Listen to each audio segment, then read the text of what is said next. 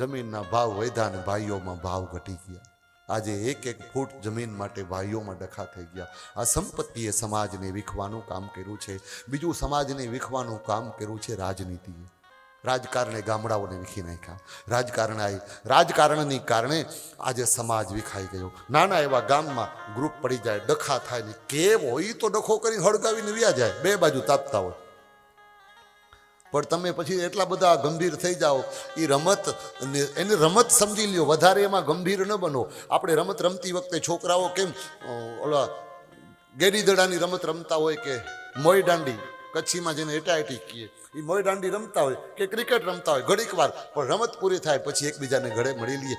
એવી રીતે આ ચૂંટણી પૂરી થાય ને પછી ગળે મળી લેજો. કંઈ મગજમાં કચરો રાખતા નહીં, નહીંતર સમાજ વિખાઈ જશે, ગામડાઓ તૂટી જશે, સમાજમાં એકતા નહીં રહે. અને સૌથી વધારે જરૂર છે એકતાની, આવશ્યકતા છે મારા ભાઈ બહેન.